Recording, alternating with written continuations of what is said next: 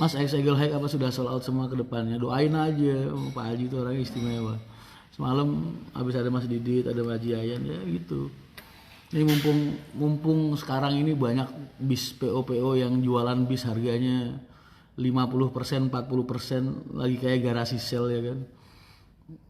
Dari harga normal. Makanya Pak Haji senang borongin bis-bis bekas-bekas yang punya potensi untuk dijual lagi gitu. Lagi borongin aja terus. Total bulan ini udah hampir 40-an loh bisa dibeli sama Bapak bulan ini. Karena memang aku punya kebutuhan jalur yang udah tak sodorin. Jadi awal tahun itu aku tuh tiap awal tahun pasti ada rapat sama Bapak biasanya. Aku selalu bilang, Pak tahun ini aku butuh armada segini, butuh armada segini, butuh armada segini. Tahun ini kebutuhan armadaku sekitar 46.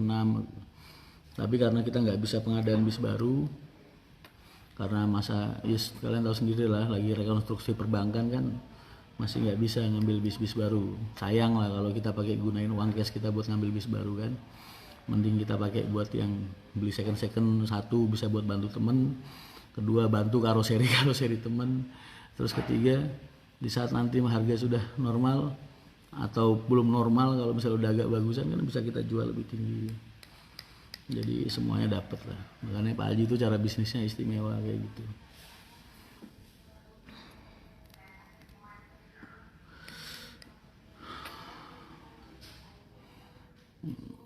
Malah udah ada yang langsung laku kan, kemarin tuh yang bekas Eagle udah ada yang beli.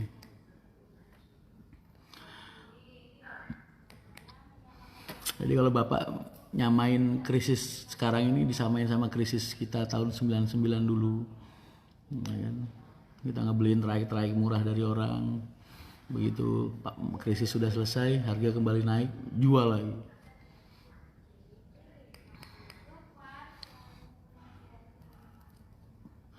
Pengalaman dari HR nembe sepindah sebelum Mas bisa sampai enak. Alhamdulillah kalau jenengan cocok suka. Tapi namanya orang nggak mungkin lah, dari ribuan orang yang kita bawa setiap hari nggak ada yang komplain tuh nggak mungkin, pasti ada satu dua yang nggak berkenan sama dia. Ya itulah yang namanya manusiawi atau wajar normal. Mas HR kapan ada sekatnya gitu biar nggak kecium aroma rokok? Kasian ya, serba salah juga sih. Aku ngelarang anak-anak ngerokok itu nggak bisa, karena satu aku perokok, terus kedua aku tapi selalu ngingetin mereka untuk ngurangin ngerokok kalau bisa nggak ngerokok, karena mereka biasanya ngerokok alasannya buat jaga konsentrasi kalau di tol dan lain sebagainya, jadi akhirnya cuma ada pembatasan aja. Tapi kalau kita bikin sekat nggak tenang mas aku mas. Makanya Haryanto tuh nggak pernah ada bis yang ada sekatnya tuh nggak ada, nggak pernah ada gitu. Karena memang banyak hal-hal traumatik yang bikin kita memutuskan buat berprinsip nggak boleh ada penghalang antara penumpang sama pintu akses keluar. Jaga-jaga musibah-musibah yang udah pernah terjadi tuh, yang bis kebakar lah, yang apalah, yang penumpang susah keluar. Jadi itu akhirnya kita punya trauma sendiri di situ.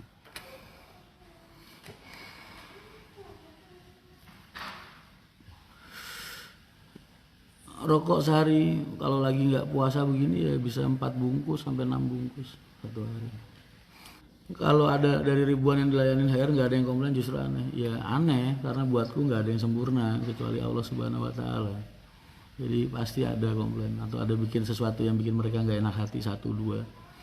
Karena kan pekerjaan kita ini kan hubungannya sama SDM, sama sumber daya manusia. Kalian bayangin aja deh, kalian pernah nggak sih? Mungkin kalian nggak pernah ngalamin. Kalau kalian udah berkeluarga, kalian mikir deh keluarga, mimpin keluarga kayak gimana. Lagi kalau perusahaan-perusahaan udah skalanya gede kayak gini, ribuan kru, ratusan bis, nggak mungkin nggak ada yang nggak bermasalah tuh, nggak mungkin, pasti ada satu dua, entah dari segi standar operasional, dari segi kayak yang kemarin tuh, kasus yang kemarin 199 ya kan, nggak kurang Pak Haji itu apa aku ingetin anak-anak itu. Nyatanya ya kayak gitu, itulah dampak kalau orang ngelanggar apa yang sudah kita tetapkan. Makanya aku selalu bilang apa yang terbaik buat perusahaan itu belum tentu jadi yang terbaik buat karyawan memang, tapi udah dipastikan semua standar operasional yang ditentukan sama perusahaan itu diadakan karena memang tujuannya untuk menciptakan suasana kerja yang efektif dan juga baik. Jadi kalau mereka masih melanggar, ya dampak resikonya ya kayak gitu. Mas, kenapa ada yang komplain HR kan bagus reply? Ya itu tadi, karena pekerjaan kita itu hubungannya sama sumber daya manusia gitu. Nggak semua orang yang kerja sama Haryanto ini nggak ada lengahnya. Kadang mereka ada nakalnya, ada capeknya, ya kan. Dan ketika mereka lagi males, lagi nakal, lagi capek, mungkin mereka jadi kurang maksimal melayani penumpang. Nah kan, di situ kan timbul nanti keluhan-keluhan. Misal contoh kayak pernah kan kalau kalian lihat, Mas Haryanto kok nggak ada akuanya, nggak dibagiin akuanya. Nah itu kan kernetnya yang males biasanya, atau kernetnya yang lupa. Kan itu hubungannya sama SDM.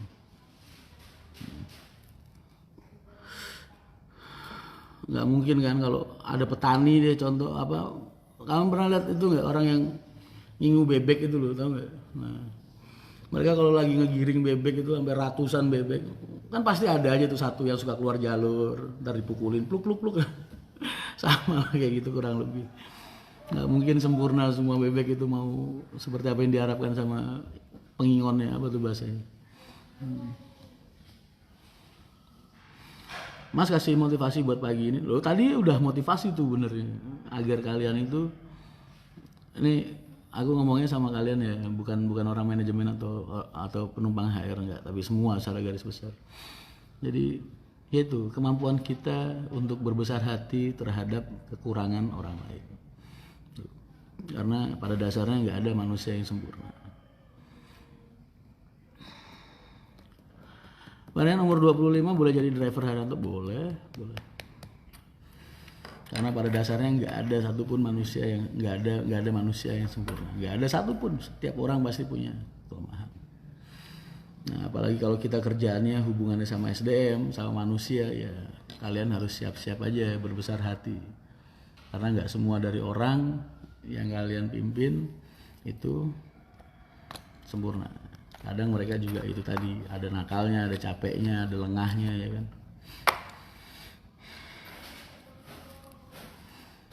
Tangganya logo Mercy. Mercy is everything. Apa nantinya semua jok HR pakai jok RK? Hah? Jok Rimba Kencana? Enggak juga lah. Cuman saat ini memang kita lagi intens sama Rimba Kencana, karena menurut kita Rimba Kencana lagi bener-bener bisa bikin nyaman penumpang. Karena sepengalamanku ya, selama aku di lapangan, setiap penumpang yang punya interaksi sama aku pasti punya, rata-rata mereka kenal sama sosok Pak Haji. Jadi yang dicintai oleh mereka dari perusahaan ini bukan hanya karena pelayanannya, tapi visi misinya juga.